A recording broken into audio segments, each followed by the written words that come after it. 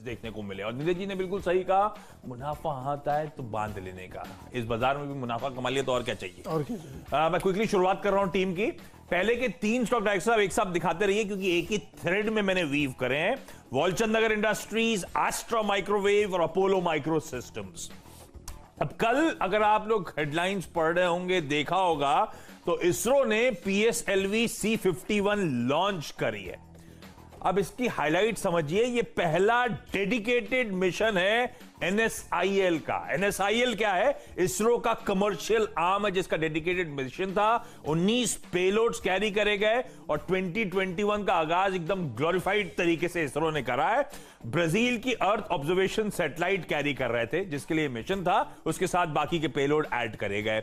अब इंपॉर्टेंट यह है कि इसरो की जो आर्म है NSIL, उसने दरअसल सिएटल बेस्ड फर्म है स्पेस फ्लाइट, उसके साथ कमर्शियल अरेंजमेंट्स करे हुए हैं।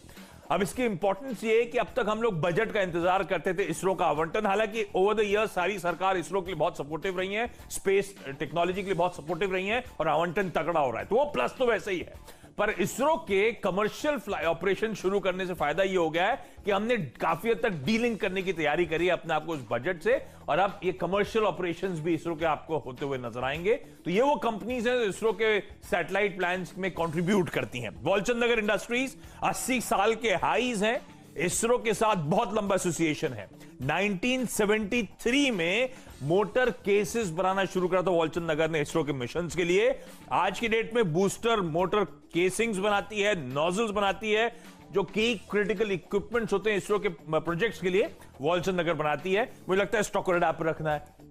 एस्ट्रा माइक्रो 135 के साल के हाईज, 2004 से इसरो के लिए काम कर रही है। यह कंपनी डिजाइन, डेवलप और प्रोड्यूस करती है स्पेस ग्रेड सब सिस्टम्स और कंपोनेंट्स इंडिया के तमाम सैटेलाइट प्रोग्राम्स के लिए। एस्ट्रा माइक्रो जो सारे मेजर सैटेलाइट प्रोग्राम्स भारत के हुए हैं 2007 ऑनवर्ड, सब में इसका कंट्रीब्यूशन है, इसलिए रडार पर रखिएगा। हम डिफेंस की बात करते हैं, स्पेस टेक्नोलॉजी से ज्यादा रेवेन्यूज ये सारी कंपनीज ऑफ लेट जनरेट कर रही हैं, इंक्लूडिंग वॉलचंद नगर इंडस्ट्रीज।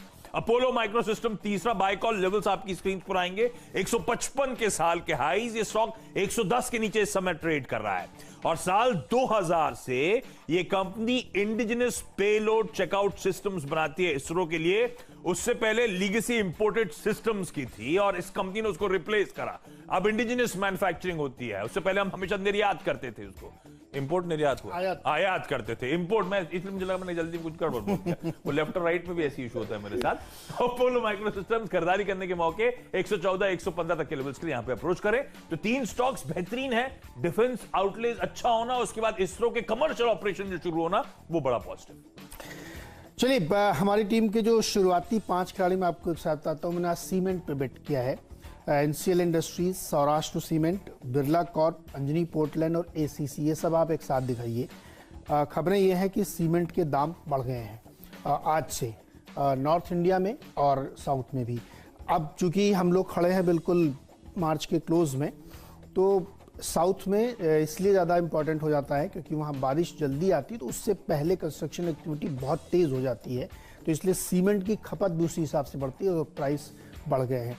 नॉर्थ में भी प्राइस बढ़ गए हैं, और ये सिर्फ इसलिए नहीं बढ़ रहे हैं कि मौसमी मार होगी, ज़बरदस्त डिमांड है, बहुत डिमांड है इस समय सीमेंट की, स्टील की, कॉपर की, एल्युमिनियम की। तो इसलिए मैंने इसको ट्रैक किया है, क्योंकि तत्कालिक प्रभाव इनके ऊपर पड़ेगा।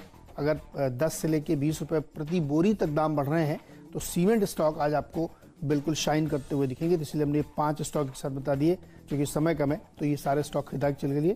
6वां स्टॉक भी मैं बताऊंगा, लेकिन पहले आपने 2 पूरे करिए। अच्छा, तो एक रेलटेल कॉर्पोरेशन को रडार पे रखना है। 105 करोड़ रुपए का मिनिस्ट्री ऑफ रेलवे से ऑर्डर का अनाउंसमेंट आया फ्राइडे बाजार बंद होने के बाद, और साथ साथ गोल्डमैन सैक्स ने फ्राइडे को 37 लाख शेयर्स इस कंपनी के एक्वायर करे हैं। तो मेरा मानना है शायद ये फ्राइडे के चैलेंजिंग दिन में जो इसने हाईज बनाए थे उसको रिटेस्ट कर सकता है। तो 125 के टारगेट्स।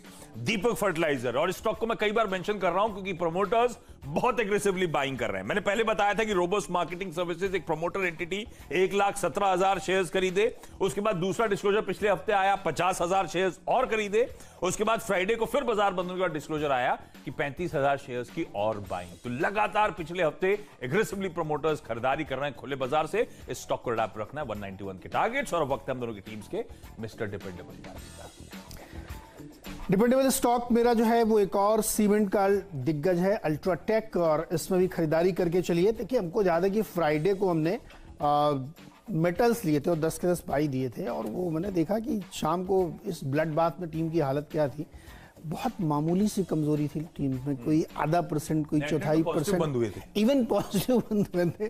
क्योंकि देखिए मैं बार बार कहता हूँ कि फैक्ट्स को पकड़ना सीखिए, सच और ट्रेंड को देखिए। आप इतनी जबरदस्त तेजी है मेटल और सीमेंट इन सब चीज़ों में कि बड़ी बड़ी गिरावट में भी वो स्टिल रहते हैं, अपने आप को रोक के रहते हैं।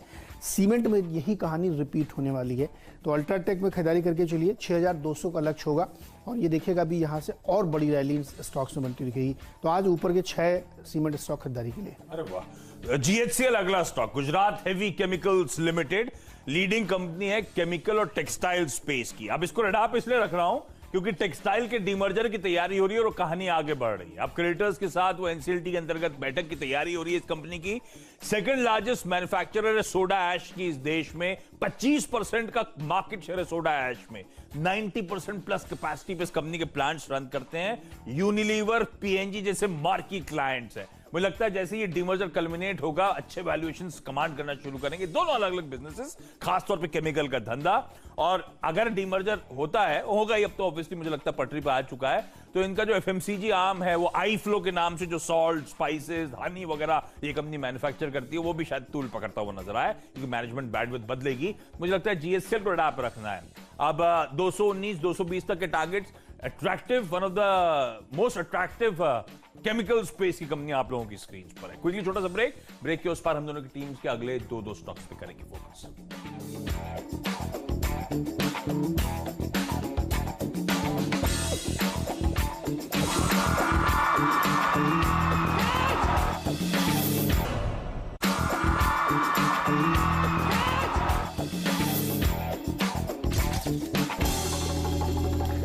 स्वागत है एक बार फिर से आपका, और अब बारी है फ्री हिट और पिंच हिटर की। और फ्री हिट और पिंच हिटर में 2 स्टॉक है टेक्नोलॉजी के, विप्रो और इन्फोसिस, और इसमें दोनों में मेरी सेल की कॉल है।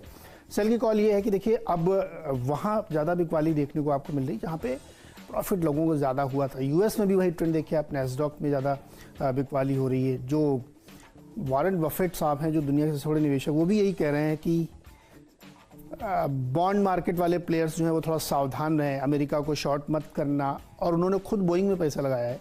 तो आप समझिए ओल्ड इकोनॉमी, कोर इंडस्ट्री की तरफ रुझान है। मुझे लगता है जहां प्रॉफिट बना है वहीं प्रॉफिट बुक होगा, तो हमें लगता है इनमें शॉर्ट करके चलना चाहिए। ओके, क्विकली फ्री हिट के तौर पे है टाइमेक्स ग्रुप, वो जो घड़ियों के लिए जानी जाती है। जेएम फाइनेंशियल ने दरअसल एक पब्लिक शेयर होल्डर्स के लिए ऑफर सबमिट करा है।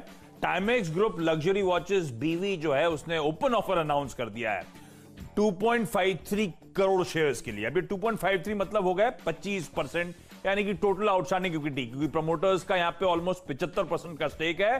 तो ओपन ऑफर तैयारी हो रही है डीलिस्ट कराने की। पर हाँ, इशू ये है कि भाव जो है वो 24.5 रुपए का, उसके ऊपर ये स्टॉक चल रहा है। पर ये तूल पकड़ गई खबर, तो लगता है ये स्टॉक रुकेगा नहीं। टाइमेक्स को रडार पर रखेंगे हम आज से। और टीवीएस इलेक्ट्रॉनिक्स, हाँ, पोजीशनिंग बदल रही है। पहले इसको डिपेंडेबल बनाया, फिर इसको फ्री हिट बनाया, आज इसको पिंच हिटर बना रहा हूं कि अब पता नहीं बल्ला कितना और चलेगा, लेकिन गजब का मूव आ रहा है, गजब का एक्यूमुलेशन हो रहा है स्टॉक में। वो खास तौर पे वो जो प्रोडक्शन लिंक इंसेंटिव स्कीम आई है इस आईटी हार्डवेयर के लिए, मुझे लगता है आज फिर रडार पे 183 के टारगेट्स, लेकिन बहुत स्टॉप लॉस लगा के अभी भी हम अप्रोच करेंगे, क्योंकि फ्राइडे के भी जब मैसिव सेल ऑफ हो रहा था तब भी बहुत स्ट्रॉन्ग एक्यूमुलेशन इस काउंटर में देखने को मिला। क्विकली छोटा सा ब्रेक के उस पार बचे हुए 2 स्टॉक्स, हम लोग की टीम्स के क्विक रैप अप भी।